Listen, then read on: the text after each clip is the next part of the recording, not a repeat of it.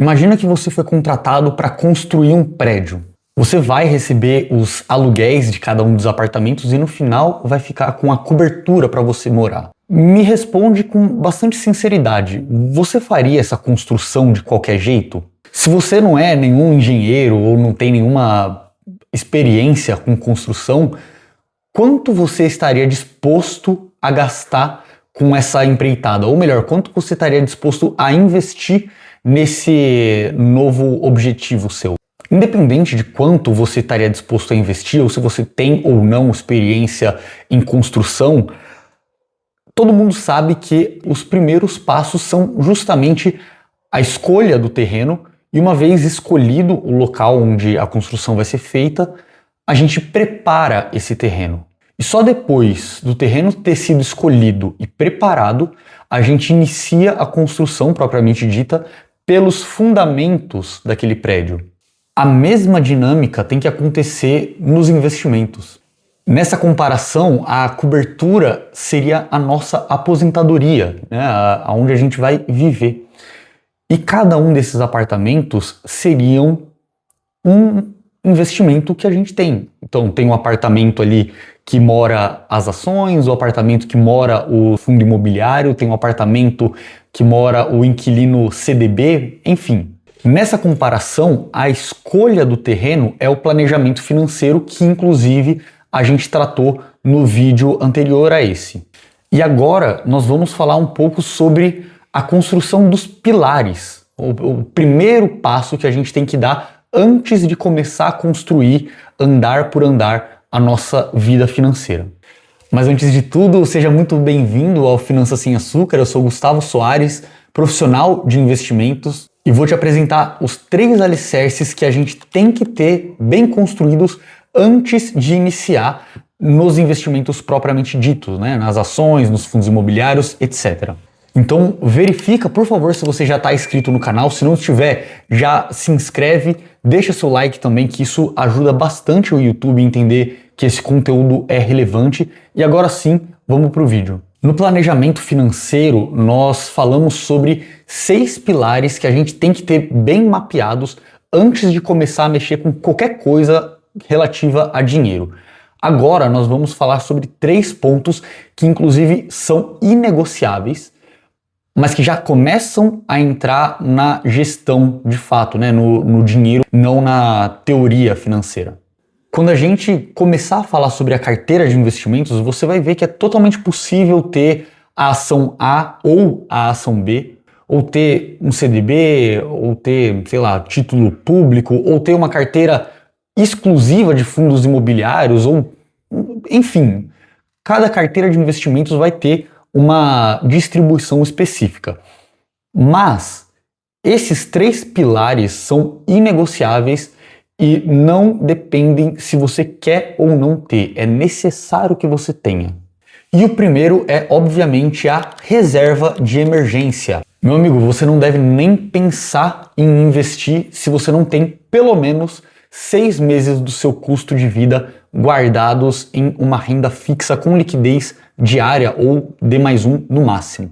E claro, de preferência que tenha um baixo risco, porque a questão aqui não é o rendimento, não é o retorno, mas sim a facilidade com que você tem a disposição desse dinheiro e o risco. Quanto mais baixo, melhor, via de regra. Hoje, inclusive, depois de 2020, né, a gente considera o ideal 12 meses, no mínimo, de reserva de emergência. Mas eu falo 6, porque até o 6º mês você só deve guardar para a reserva de emergência. Do 6º ao 12º, você pode enviar 50% para a reserva de emergência e 50% para iniciar uma carteira de investimentos. Mas até o 6º mês, 100% da sua poupança tem que ser para a reserva.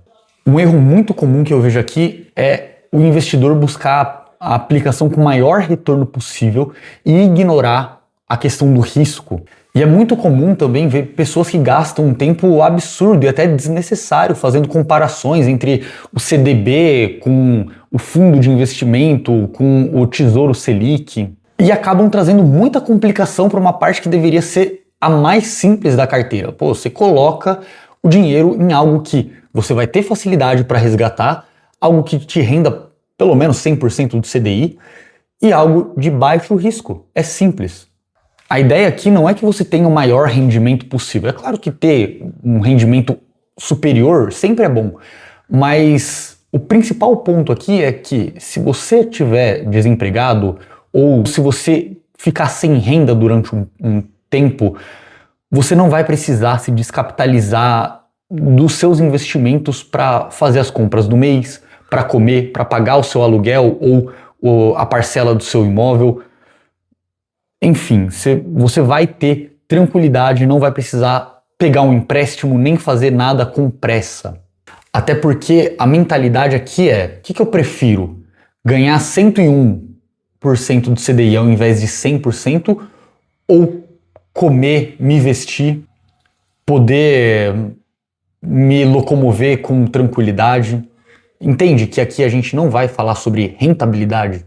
É claro que em tudo a gente vai buscar mais eficiência, até na reserva de emergência.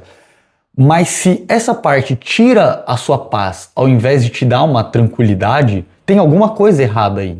Então, foca em começar bem. Não precisa começar de forma perfeita. Foca em começar bem. E beleza, Gustavo, eu gasto, sei lá, R$7.000 por mês, mas grande parte disso, uma parte significativa, é de gastos que eu poderia muito bem cortar. Os meus gastos fixos, de fato, seria por volta de R$3.000, R$4.000 por mês. Como eu faço a composição da minha reserva? Eu coloco os R$3.000 ou R$4.000 ou eu coloco R$7.000 contando com os gastos esporádicos, os gastos que não são fixos? Essa é uma pergunta que me aparece bastante e a resposta é depende. Na verdade, depende é a resposta mais frequente do universo financeiro. Tá, mas depende do quê? De vários fatores. Por exemplo, qual que é a sua idade? Qual que é o seu ganho mensal? Qual que é a sua facilidade em juntar essa reserva de emergência? Se você gasta R$7.000 por mês, mas ganha 20, é uma coisa. Agora, se você gasta R$7.000 por mês e ganha 8, 7,5, 10, é outra dinâmica totalmente diferente. Mas independente se você vai utilizar 7 ou 4 como métrica, é importante que você entenda o que isso significa e tenha essa reserva já construída dentro do seu portfólio de investimentos. E as aplicações que você pode usar também são muitas. Por exemplo, uma LFT, né, que é o famoso Tesouro Selic, ou um CDB com liquidez diária, um fundo de investimento também com liquidez diária. Geralmente essas aplicações são atreladas ao CDI, tá bom?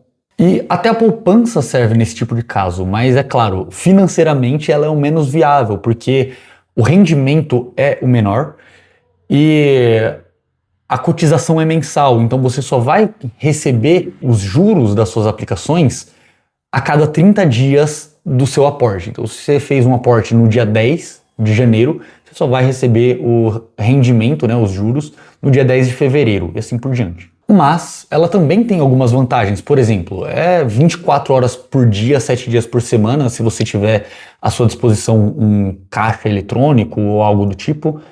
Ela tem o débito direto do cartão, né? Então você consegue utilizar sem ter que sacar a aplicação, você consegue utilizar no cartão de débito. Então, para efeitos de emergência, ela é muito útil. Mas em resumo, esse pilar é o primeiro que você vai montar. Tenha no mínimo 6 meses de reserva da sua vida, né? De reserva dos seus custos.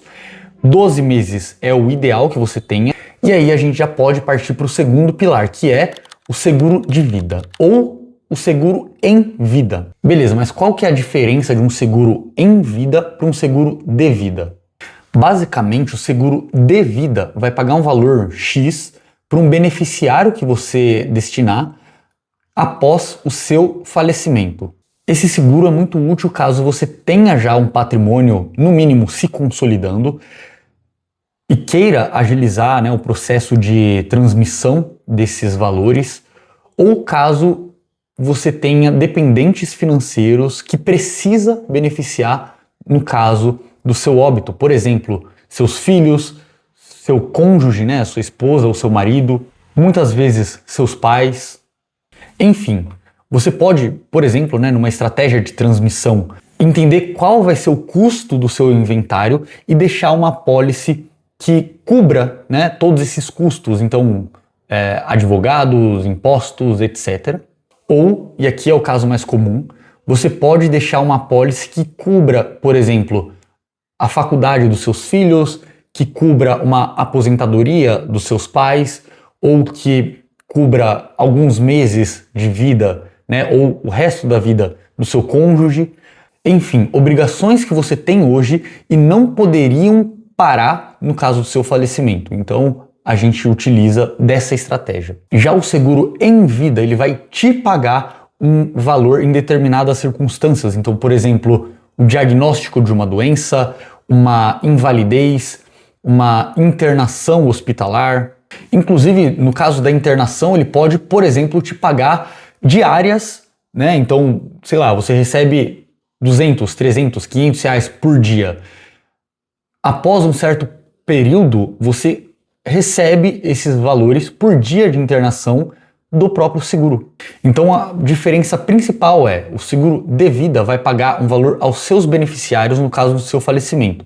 E o seguro em vida, ele vai te pagar um valor em determinados casos. Via de regra, em doenças, em acidentes, em internações, enfim. Ah, mas eu sou CLT e o INSS vai arcar com esses custos para mim. Eu não vou nem me aprofundar muito nesse caso, mas a tranquilidade que um seguro particular te dá é algo absurdo. E eu falo isso por experiência própria, inclusive.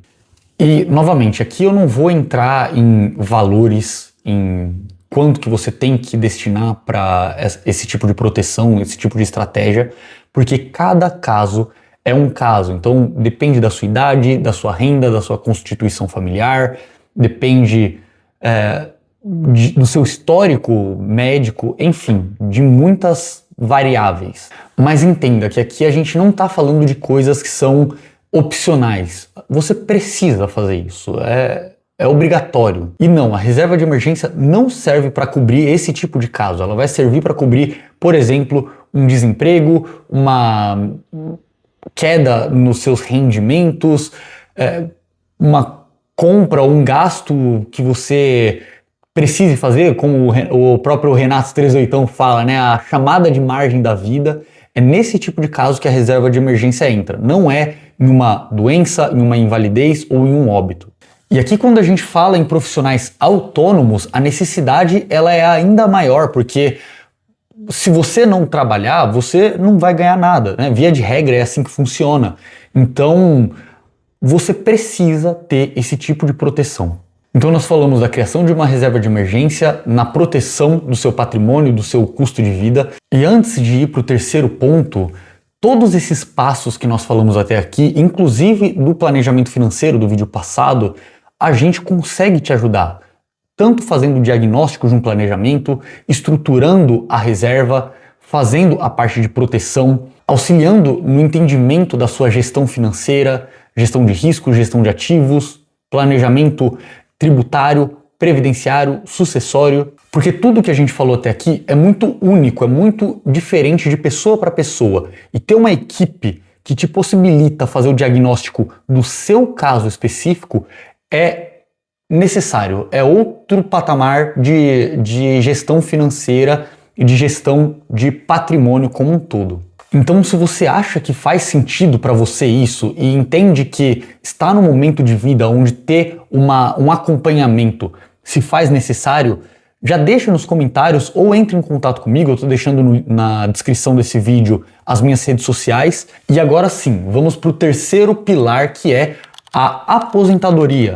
Construir um plano de aposentadoria é imprescindível e aqui geralmente as pessoas recorrem muito à previdência privada por algumas questões, principalmente tributárias. A previdência se diferencia de algumas outras formas de aplicação, principalmente por não ter o Come Cotas, que é um adiantamento semestral que a gente tem que dar para o governo.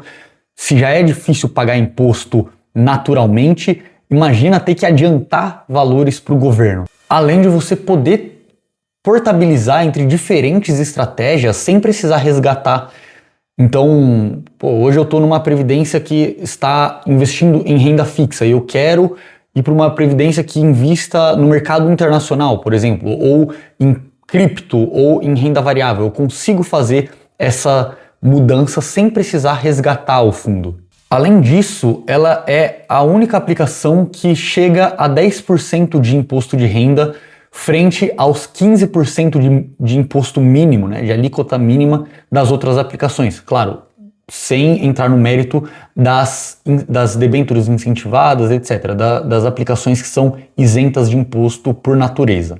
Mas claro, a Previdência não é o único instrumento para aposentadoria, tá? Aqui, quando a gente fala de planejamento de aposentadoria, ou chamado planejamento previdenciário, o nome é sugestivo, mas você pode deixar sua aposentadoria, por exemplo, em Bitcoin ou em ações ou em rendas fixas longas, enfim.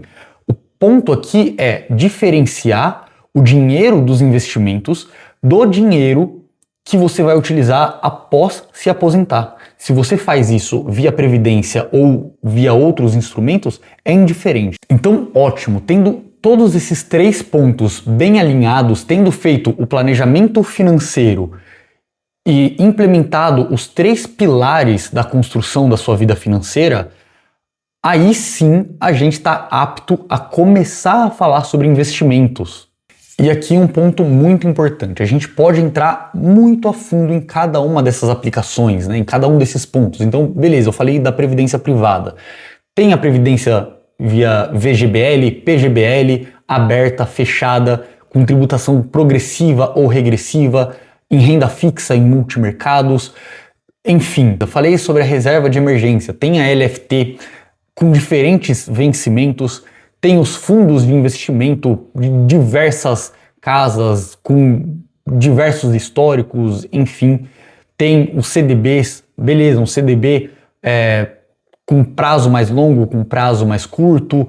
Dá para entrar muito a fundo em cada uma dessas aplicações e a gente vai entrar em cada uma delas nos próximos vídeos. Então sim, siga esses passos antes de começar a aplicar. São 9 passos simples que você tem que fazer, tem que colocar no papel antes de comprar o seu primeiro investimento, tá bom? Não faça nenhuma coisa precipitada. Se os investimentos maturam com o tempo, ou seja, né, a parte exponencial, a principal parte na fórmula dos juros compostos é o tempo. Se os investimentos maturam com o tempo, você precisa também de um tempo antes para começar a investir. Estudo também é investimento. Você gastar o seu tempo, gastar tinta de caneta é importante antes de começar a fazer qualquer coisa, tá bom?